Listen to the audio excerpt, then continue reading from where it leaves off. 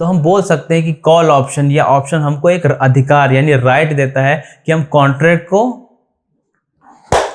Hi friends, आज आपको मैं स्टॉक मार्केट के ऐसे इंस्ट्रूमेंट के बारे में बता रहा हूं जिसमें अगर आप पहले दिन इन्वेस्ट करते हैं 1 लाख रुपए, तो हो सकता है कि जब आप मार्केट खोलें सेकंड डे पे वो बन चुका होगा 2 लाख रुपीज़, और हो सकता है ऐसा भी कि वो 3 लाख रुपीज़ बन चुका, या ऐसा भी हो सकता है कि आपका 1 लाख रुपए 10,000 बन गया हो। तो जी हाँ दोस्तों, आज हम बात करेंगे ऑप्शंस के बारे में। आपने ऑप्शंस के बारे में बहुत सुना होगा न्यूज़ पे या न्यूज़ चैनल पे, तो आज उसी के बारे में डिटेल डिस्कशन करेंगे। मैं विजय आपका स्वागत करता हूं आपके अपने ही चैनल वेल्थ की पाठशाला में। चलिए शुभ आरंभ करते हैं।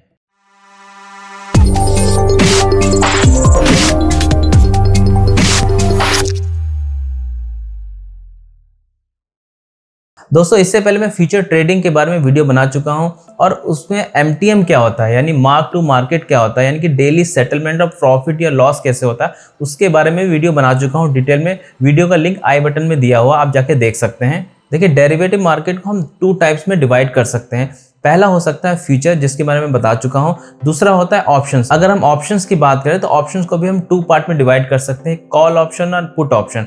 आज हम ओनली डिस्कस करेंगे कॉल ऑप्शन के बारे में। देखिए, जब भी हम किसी कॉन्ट्रैक्ट की बात करते हैं तो 2 पार्टी होगी, एक कॉल ऑप्शन बायर होगा और एक कॉल ऑप्शन सेलर होगा। आज हम बात करेंगे मेनली कॉल ऑप्शन बायर के बारे में, क्योंकि अगर आप ऑप्शन सेल करना चाहते हैं तो उसमें काफ़ी बड़ी अमाउंट चाहिए होती है। तो हम आज आप ओनली कॉल ऑप्शन बायर के बारे में बात करेंगे। चलिए ऑप्शन को थोड़ा सरल भाषा में समझ लेते हैं।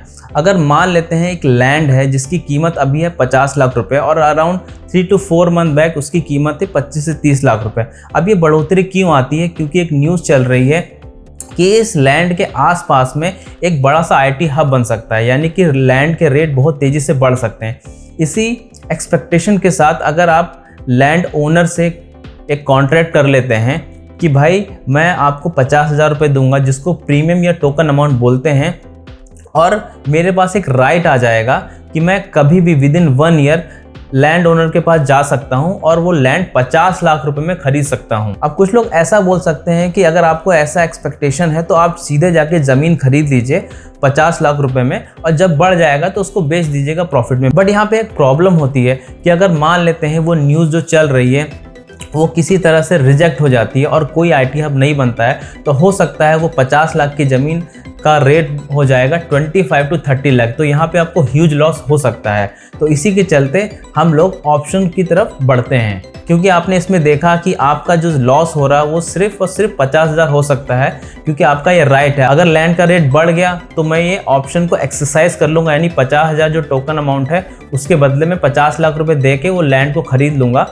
और अगर मान लेते हैं वो 50 लाख से कम हो जाता है, यानी कि ये IT हब वाली न्यूज़ झूठी साबित होती है, तो मैं ये ऑप्शन को एक्सरसाइज नहीं करूँगा, यानी कि वो लैंड में नहीं खरीदूँगा। अब यहाँ पे 2 चीज़ें हो सकती हैं। पहली कंडीशन कि भाई वो न्यूज़ सही निकलती है, यानी कि अब उसके बाद क्या हो सकता है, जो 50 लाख की लैंड है वो हो जाती है 1 करोड़ रुपए या 1.5 करोड़ या 2 करोड़। तो जितना ज़्यादा वो बढ़ जाता है उतना ही ज़्यादा आपका प्रॉफिट हो जाता है, यानी यहाँ पे आपका प्रॉफिट जो है अनलिमिटेड होता है। और अगर हम बात करें दूसरी कंडीशन की, दूसरी कंडीशन ये हो सकती है कि IT हब वाली जो न्यूज़ है वो झूठी निकलती है, तो हो सकता है उस लैंड की कीमत अगेन 50 लाख से 25 लाख या 30 लाख हो जाती है। तो आपका लॉस 20 लाख या 25 लाख नहीं होगा, आपका लॉस जो लिमिटेड होता है सिर्फ 50,000 तक ही होता है। अब जो रियल मुद्दा है call option in share market, अब देखिए इसको हम कैसे समझेंगे। हम वहाँ पे देख रहे थे कि जो ऑप्शन बायर था, यानी जिसने 50,000 रुपये दिया था, अगर उसमें लैंड का रेट बढ़ जाता है तो ही इसका प्रॉफिट है।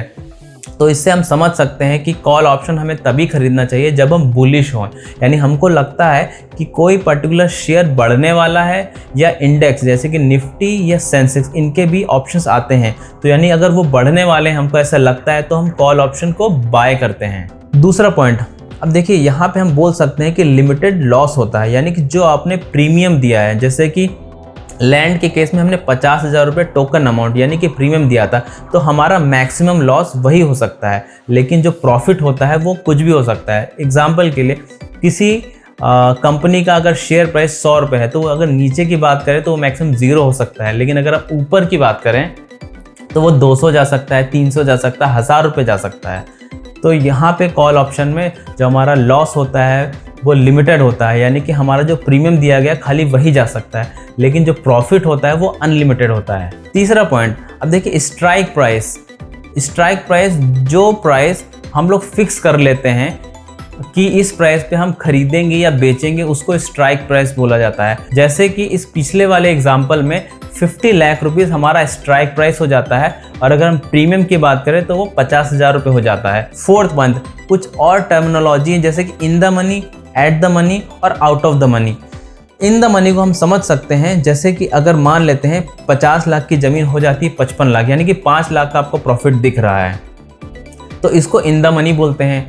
और अगर मान लेते हैं 50 लाख पे आपने कॉन्ट्रैक्ट जैसे डिसाइड किया था और अभी जो लैंड का रेट है वो भी 50 लाख चल रहा है, तो उसको एट द मनी बोलते हैं। सिमिलरली अगर 50 लाख का जैसे हमने फिक्स किया था लैंड रेट को, अगर वो 49 लाख या 45 लाख चल रहा है तो उसको आउट ऑफ द मनी बोलते हैं।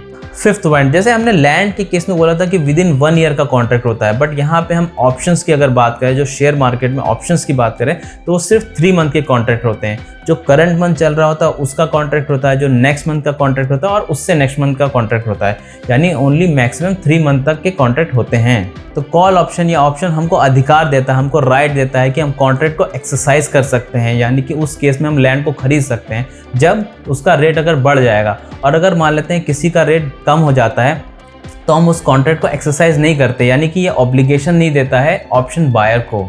तो दोस्तों आज के लिए इतना ही। आज हमने थ्योरी समझी है, नेक्स्ट वीडियो में मैं थोड़ा प्रैक्टिकल बताऊंगा, पर्टिकुलर स्टॉक्स लेके उनका क्या प्रीमियम चल रहा है, हम कैसे ट्रेड कर सकते हैं। Thank you so much for watching this video. Remember one thing, learning is earning. जय हिंद।